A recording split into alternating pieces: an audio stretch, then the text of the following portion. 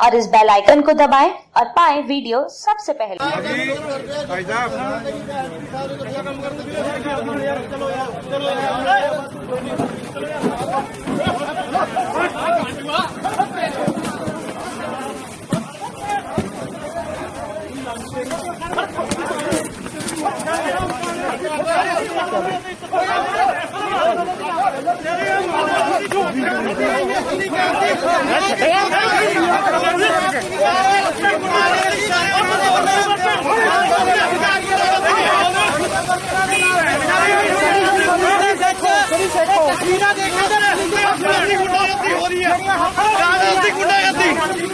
सनी सेखो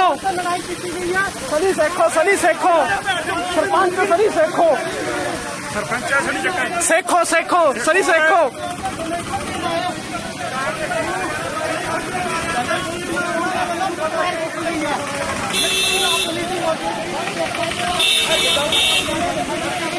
सनी सेखो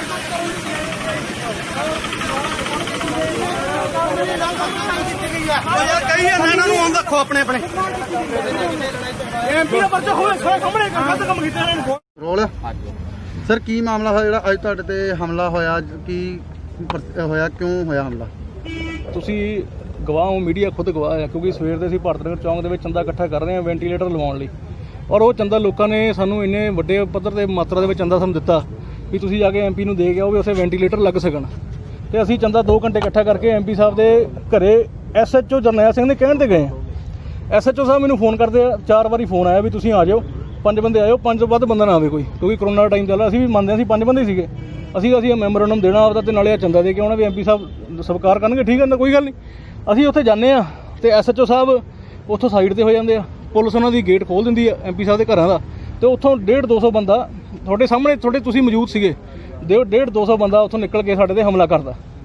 ਤੇ ਹਮਲਾ ਕਿਹਦੀ ਸ਼ਹਿ ਤੇ ਹੋਇਆ? ਪੁਲਿਸ SHO ਜਰਨੈਲ ਸਿੰਘ ਨਾਲ ਰਲਿਆ ਐਮਪੀ ਸਾਹਿਬ ਦੀ ਸ਼ਹਿ ਦੇ ਉੱਪਰ, ਤੇ ਕੁਲਦੀਪ ਸਿੰਘ ਵੈਦ ਦੇ ਗੁੰਡੇ ਜਿਹੜੇ ਉੱਥੇ ਮੌਜੂਦ ਸੀ। ਫਿਰ ਇਸ ਤੋਂ ਇਹ ਜਾਇਜ਼ਾ ਲਾਇਆ ਜਾ ਸਕਦਾ ਕਿ ਜਿਹੜਾ ਸਾਰਾ ਪ੍ਰੀ ਪਲਾਨਡ ਸੀਗਾ ਜਿਹੜਾ ਉਹਨਾਂ ਦਾ ਅਟੈਕ? ਦੇਖੋ ਜੀ, ਪ੍ਰੀ ਪਲਾਨਡ ਇਹ ਤਾਂ ਮਾਰਨਾ ਚਾਹੁੰਦੇ ਸੀ ਨਾ।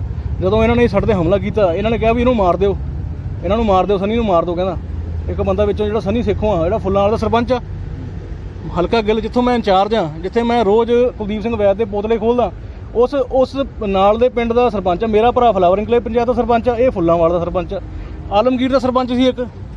ਤੇ ਇਹ ਕਿਉਂ ਹਮਲਾ, ਇਹਨਾਂ ਨੇ ਮੇਰਾ ਕੀ ਰੌਲਾ ਸੀ, ਇਹਨਾਂ ਨੇ ਕਿਉਂ ਹਮਲਾ ਕੀਤਾ? ਇਹਦਾ ਮਤਲਬ ਆ ਇਹਨਾਂ ਦੇ ਪਿੱਛੇ ਮਾਸਟਰਮਾਈਂਡ ਕੋਈ ਨਾ ਕੋਈ ਸੀਗਾ ਜਿਹੜਾ ਇਹਨਾਂ ਨੂੰ ਆਪਰੇਟ ਕਰ ਰਿਹਾ ਸੀ। ਤੇ ਉਹਨਾਂ ਨੇ ਕਹਿ ਕੇ ਸਾਡੇ ਵੀ ਇਹਨਾਂ ਨੂੰ ਮਾਰ ਦਿਓ, ਸਾਨੂੰ ਤਿੰਨਾਂ ਨੂੰ। ਇਹ ਸੀ ਗੁਰਜੋਤ ਸਿੰਘ ਗਿੱਲ ਜੀ, ਨਾਲ ਹਰਜਾਬ ਸੀਗਾ, ਨਾਲ ਦੀਪਾ ਜੀ, ਸਾਡੇ ਪੱਗਾਂ ਸਾਡੀ ਸਾਰੇ ਪੱਗਾਂ ਲਾਈਆਂ। ਮੈਮੋਰੰਡਮ ਦੇਣ ਦਾ ਪ੍ਰੋਗਰਾਮ ਸੀਗਾ, ਇਹਦੇ ਬਾਰੇ ਰਵਨੀਤ ਬਿੱਟੂ ਨੂੰ ਪਹਿਲਾਂ ਇੰਟੀਮੇਸ਼ਨ ਸੀ? ਦੇਖੋ ਜੀ, ਰਾਤ ਦੀ ਇੰਟੀਮੇਸ਼ਨ ਸੀ, ਤਾਂ ਹੀ ਬੰਦੇ ਇਕੱਠੇ ਕਰੇ ਆ ਨਾ ਇਹਨਾਂ ਨੇ। ਜੇ ਇੰਟੀਮੇਸ਼ਨ ਸੀਗੀ, ਪੁਲਿਸ ਲੱਗੀ ਹੋਈ ਸੀ ਤੇ ਬੰਦੇ ਉੱਥੇ ਬੈਠੇ ਸੀ, ਜੇ ਇੰਟੀਮੇਸ਼ਨ ਸੀਗੀ ਤਾਂ ਹੀ ਬੰਦੇ ਆਏ ਨਾ। ਬੰਦੇ ਕਿੱਦਾਂ ਆਏ? ਬੰਦਾ ਸੁਪਨਾ ਥੋੜੀ ਆਇਆ। ਇਹਦਾ ਮਤਲਬ ਇਹਨਾਂ ਨੇ ਬੁਲਾਏ ਆ ਬੰਦੇ ਵੀ ਇਹਨਾਂ ਤੇ ਹਮਲਾ ਕਰੋ, ਕਿਉਂਕਿ ਅਸੀਂ ਆਏ ਦਿਨ ਲੋਕ ਇਨਸਾਫ ਪਾਰਟੀ ਇਹਨਾਂ ਦੇ ਪੋਤਲੇ ਫੋਲਦੇ ਰਹਿੰਦੇ ਆ। ਲੋਕ ਇਨਸਾਫ ਪਾਰਟੀ ਦੇ ਪ੍ਰਧਾਨ ਸਰਦਾਰ ਸਿਮਰਜੀਤ ਸਿੰਘ ਬੈਂਸ ਆਏ ਦਿਨ ਇਹਨਾਂ ਦੇ ਕਰਪਸ਼ਨਾਂ ਦੇ ਖੁਲਾਸੇ ਕਰਦੇ ਆ। ਸੋ ਇਹਨਾਂ ਨੂੰ ਅਸੀਂ ਚੰਗੇ ਨਹੀਂ ਲੱਗਦੇ। ਹੁਣ ਇਹ ਚਾਹੁੰਦੇ ਵੀ ਅਸੀਂ ਇਹਨਾਂ ਨੂੰ ਕੁੱਟ ਮਾਰ ਕੇ, ਅਸੀਂ ਇਹਨਾਂ ਦੀ ਪੱਗਾਂ ਰੋਲ ਕੇ, ਪੈਰਾਂ 'ਚ ਇਹਨਾਂ ਦੇ ਕੱਪੜੇ ਪਾੜਾਂਗੇ, ਇਹਨਾਂ ਨੂੰ ਡਰਾਵਾਂਗੇ ਤੇ ਡਰ ਜਾਣਗੇ। ਅਸੀਂ ਡਰਨ ਵਾਲੇ ਨਹੀਂ। ਅੱਜ ਮੈਂ ਦੱਸ ਦਿੰਦਾ, ਜਿਹੜਾ ਇਹਨਾਂ ਨੇ ਕਾਰਾ ਕੀਤਾ, 21 ਦੀ 51 ਸਾਨੂੰ ਵੀ ਮੋੜਨੀਆਂ ਆਉਂਦੀਆਂ ਨੇ, ਔਰ ਮੋੜਾਂਗੇ ਵੀ ਇਹਨਾਂ ਨੂੰ। ਤੇ ਪੁਲਿਸ ਕੋਈ ਕਾਰਵਾਈ ਕਰ ਰਹੀ ਹੈ ਸਰ? ਪੁਲਿਸ ਨੂੰ ਦੇਖੋ ਜੀ, ਅਸੀਂ ਬੇਨਤੀ ਕੀਤੀ CP ਸਾਹਿਬ ਨੂੰ ਪਰਚਾ ਦਰਜ ਕਰੋ।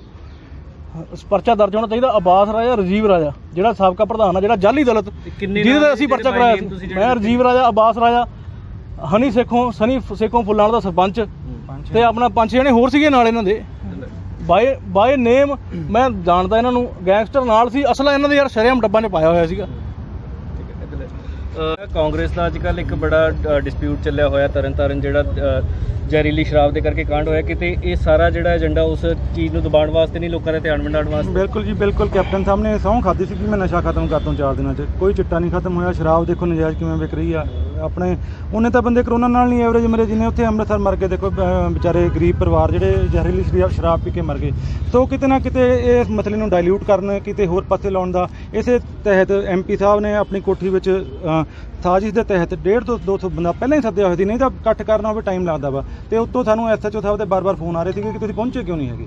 ਸਾਨੂੰ 1:45 ਕਿਉਂਕਿ ਕਿਉਂ ਨਹੀਂ ਆਏ ਹੈਗੇ। ਅਸੀਂ 5 ਜਣੇ ਉਤਰੇ ਆ ਜਾ ਕੇ, ਤੇ 150-200 ਉਹ ਗੇਟ ਖੋਲ੍ਹ ਦਿੰਦੇ SHO ਸਾਹਿਬ, ਤੇ 150-200 ਬੰਦਾ ਸਾਡੇ ਸਾਹਮਣੇ ਆ ਕੇ ਸਾਡੇ ਨਾਲ ਤਕਰਾਰ ਕਰਨਾ ਚਾਹੁੰਦਾ। ਅਸੀਂ ਫਿਰ ਵੀ ਹੱਥ ਜੋੜ ਕੇ ਬੇਨਤੀ ਕਰਦੇ ਹਾਂ ਵੀ ਕੋਈ ਗੱਲ ਨਹੀਂ, ਜਾਂ ਸਾਡੀ ਤੁਸੀਂ ਮੰਗ ਪੱਤਰ ਲੈ ਲਓ, ਮੈਮੋਰੰਡਮ ਲੈ ਲਓ, ਆਹ ਪੇਟੀਆਂ ਲੈ ਲਓ। ਕਹਿੰਦੇ ਨਹੀਂ ਜੀ ਲੈਣਾ। ਇੰਨੀ ਗੱਲ ਹੋਈ ਆ ਤੇ ਪਿੱਛੋਂ ਜਿਹੜਾ ਆਹ ਸੇਖੋਂ ਸੀਗਾ ਇਹਨੇ ਲਲਕਾਰਾ ਮਾਰਿਆ ਕਿ ਅੱਜ ਇਹਨਾਂ ਨੂੰ ਅਸੀਂ ਸੁੱਕੇ ਨਹੀਂ ਜਾਣ ਦੇਣਾ, ਤੇ ਇੱਕਦਮ ਸਾਡੇ ਟੁੱਟ ਕੇ ਪੈ ਗਏ। ਮੇਰੇ ਭਰਾ ਦੀ ਪੱਗ ਲਾਤੀ ਆ, ਸਾਡੇ ਸਨੀ ਸੇਖੋਂ ਦੀ ਪੱਗ ਲਾਤੀ ਆ, ਸਾਡੇ ਇਹਨਾਂ ਦੇ ਲੱਗੇ।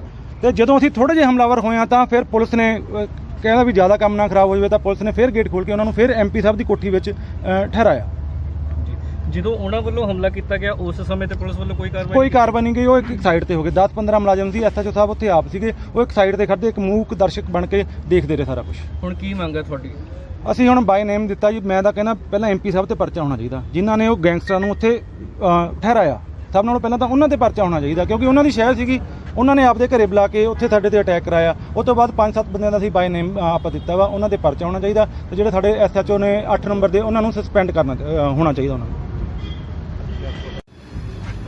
ਮਨਵਿੰਦਰ ਜੀ, ਕੀ ਪੂਰਾ ਮਾਮਲਾ ਹੈ ਜਿਹੜਾ ਅੱਜ ਕਾਫੀ ਇੱਕ ਹੱਥੋਂ ਪਾਈ ਰਵਨੀਤ ਬਿੱਟੂ ਦੀ ਕੋਠੀ ਕੀਤੀ ਗਈ ਹੈ? ਲੋਕ ਇਨਸਾਫ ਪਾਰਟੀ ਦੇ ਵਰਕਰਸ ਨਾਲ ਕਾਫੀ ਜੁਝਾਰੂ ਜਿਹੜੇ ਤੁਹਾਡੇ ਵਰਕਰਸ ਨੇ ਉਹਨਾਂ ਨਾਲ ਧੱਕਾ ਕੀਤਾ ਗਿਆ ਔਰ ਹੱਥੋਂ ਪਾਈ ਵੀ ਜਿਹੜੀ ਹੋਈ ਹੈ, ਕੀ ਪੂਰਾ ਮਾਮਲਾ ਹੈ? ਦੇਖੋ ਜੀ, ਅਸੀਂ ਤਾਂ ਇਹ ਸਮਝਦੇ ਹਾਂ ਕਿ ਜਿਹੜੀ ਅੱਜ ਪੂਰੀ ਪਲੈਨਿੰਗ ਇੱਕ MP ਵੱਲੋਂ ਸ਼ਰਮਨਾਕ ਪਲੈਨਿੰਗ ਕੀਤੀ ਗਈ ਹੈ, ਜਿਹੜਾ ਸੱਤਾਧਾਰੀ MP ਹੈ, ਔਰ ਰਵਨੀਤ ਬਿੱਟੂ ਨੇ ਇਸ ਪਲੈਨਿੰਗ ਦੇ ਤਹਿਤ ਜਿਹੜੇ ਹੈਗੇ ਆ 200 ਗੁੰਡਿਆਂ ਨੂੰ ਆਪਣੇ ਘਰੇ ਬੁਲਾਇਆ, ਔਰ ਗੁੰਡਿਆਂ ਨੂੰ ਬੁਲਾ ਕੇ ਨਾਲ ਜਿਹੜਾ SHO ਸੀ ਉਸ SHO ਨੂੰ ਆਪਣੀ ਇਸ ਪੂਰੀ ਸਾਜ਼ਿਸ਼ ਦੇ ਵਿੱਚ ਸ਼ਾਮਲ ਕੀਤਾ, ਔਰ ਸ਼ਾਮਲ ਕਰਕੇ ਸਾਡੇ ਜਿਹੜੇ ਨੌਜਵਾਨ ਜਿਹੜੇ ਯੋਧੇ, ਔਰ ਸਿਰਫ 7 ਜਾਣੇ ਸੀ ਜਿਹੜੇ ਕਿ ਚੰਦਾ ਦੇ ਕੇ ਵੈਂਟੀਲੇਟਰ ਦੀ ਮੰਗ ਕਰ ਰਹੇ ਸੀ। ਕਿਉਂ ਵੈਂਟੀਲੇਟਰ ਦੀ ਮੰਗ ਕਰ ਰਹੇ ਸੀ? ਕਿਉਂਕਿ ਤੁਸੀਂ ਦੇਖਿਆ ਹੋਣਾ ਕਿ DMC ਦੇ ਵਿੱਚ ਬੰਦਾ ਤੜਫਦਾ ਬਾਹਰ ਹੀ ਜਾਨ ਤੋੜ ਗਿਆ।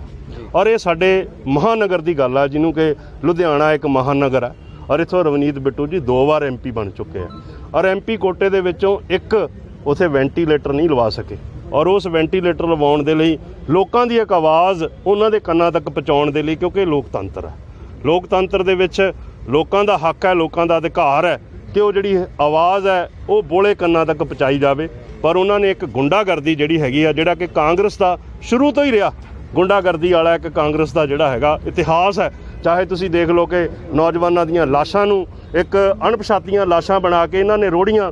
ਅੱਜ ਉਹੀ ਜਿਹੜਾ ਹੈਗਾ, ਮੈਂ ਸਮਝਦਾ ਕਿ ਬਿਆੰਤੇ ਬੁੱਚੜ ਦੀ ਜਿਹੜੀ ਰੂਹ ਆ, ਅੱਜ ਰਵਨੀਤ ਬਿੱਟੂ ਦੇ ਵਿੱਚ ਆ ਕੇ ਉਸ ਨੇ ਅੱਜ ਦਸਤਾਰਾਂ ਦੀ ਬੇਅਦਬੀ ਕੀਤੀ ਹੈ, ਔਰ ਇਹਦੇ ਉੱਤੇ ਸਖਤ ਤੋਂ ਸਖਤ ਕਾਰਵਾਈ ਹੋਣੀ ਚਾਹੀਦੀ ਹੈ।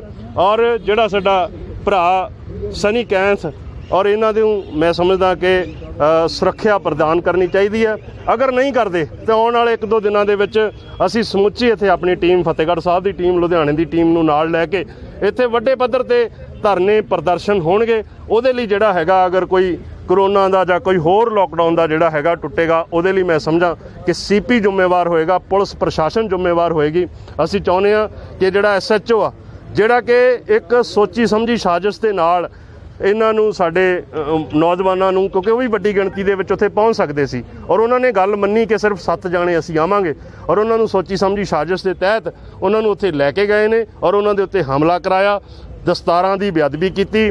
ਔਰ ਮੈਂ ਸਮਝਦਾ ਕਿ ਇਹ ਜਿਹੜਾ ਹੈਗਾ ਧਾਰਮਿਕ ਭਾਵਨਾਵਾਂ ਆਹਤ ਕਰਨ ਦਾ, ਹਮਲਾ ਕਰਨ ਦਾ, ਔਰ ਉਹਦੇ ਨਾਲ 120 ਦੇ ਵਿੱਚ ਜਿਹੜਾ ਹੈਗਾ ਇਹ ਸਾਰੇ ਦੀ ਸਾਜ਼ਿਸ਼ ਰਚਣ ਦਾ ਰਵਨੀਤ ਬਿੱਟੂ ਦੇ ਉੱਤੇ ਪਰਚਾ ਹੋਣਾ ਚਾਹੀਦਾ। ਤੇ ਹੁਣ ਪੁਲਿਸ ਵੱਲੋਂ ਤੁਹਾਨੂੰ ਕੀ ਕਿਹਾ ਜਾ ਰਿਹਾ ਇਸ ਟਾਈਮ? ਸਾਡੇ ਵੱਲੋਂ ਪੁਲਿਸ ਨੇ ਜੋ ਸਾਡੇ ਬਿਆਨ ਸੀ ਬੜੇ ਤਰੀਕੇ ਦੇ ਨਾਲ ਬਿਆਨ ਲਿਖ ਲਿਆ, ਔਰ ਸਾਨੂੰ ਕੁਝ ਟਾਈਮ ਦੇ ਵਿੱਚ ਹੀ ਉਹਦੀ FIR ਦਾ ਜਿਹੜਾ ਹੈਗਾ ਸਾਨੂੰ ਨੰਬਰ ਪੁਲਿਸ ਵੱਲੋਂ ਵਿਸ਼ਵਾਸ ਦਿਵਾਇਆ ਗਿਆ ਕਿ ਤੁਹਾਨੂੰ FIR ਦਾ ਨੰਬਰ ਦੇ ਦਿੱਤਾ ਜਾਏਗਾ, ਕਿਉਂਕਿ ਅਸੀਂ ਜਿਹੜੇ ਹੈਗਾ ਇਹ ਬਾਈ ਨੇਮ ਕਰਾਏ ਆ। ਜਿਹੜੇ ਬੰਦੇ ਅਸੀਂ ਪਛਾਣਦੇ ਸੀ ਸਨੀ ਜੀ, ਉਹਨਾਂ ਦੇ ਅਸੀਂ ਬਾਈ ਨੇਮ ਪਰਚੇ ਦੇ ਵਿੱਚ ਨਾਂ ਕਰਾਇਆ, ਔਰ ਜੇ ਪਰਚਾ ਨਹੀਂ ਹੁੰਦਾ ਤੇ ਉਹਨਾਂ ਦੀ ਗ੍ਰਿਫਤਾਰੀ ਨਹੀਂ ਹੁੰਦੀ, ਜੇ ਵਿੱਚ ਰਵਨੀਤ ਬਿੱਟੂ ਦਾ ਨਾਂ ਨਹੀਂ ਹੁੰਦਾ, ਜੇ ਉਹ ਥਾਣੇਦਾਰ ਜਿਹੜਾ SHO ਆ ਉਹਨੂੰ ਘਰ ਨਹੀਂ ਤੋਰਿਆ ਜਾਂਦਾ, ਫਿਰ ਸਾਨੂੰ ਮਜਬੂਰਨ ਜਿਹੜਾ ਹੈਗਾ CP ਦਫ਼ਤਰ ਦੇ ਅੱਗੇ ਵੱਡੇ ਪੱਧਰ ਦੇ ਉੱਤੇ ਸੰਘਰਸ਼ ਕਰਨਾ ਪਏਗਾ। ਇਹਦੇ ਲਈ ਮੈਂ ਸਮਝੂੰਗਾ ਕਿ ਫਿਰ ਉਹ CP ਸਾਹਿਬ ਖੁਦ ਜ਼ਿੰਮੇਵਾਰ ਹੋਣਗੇ।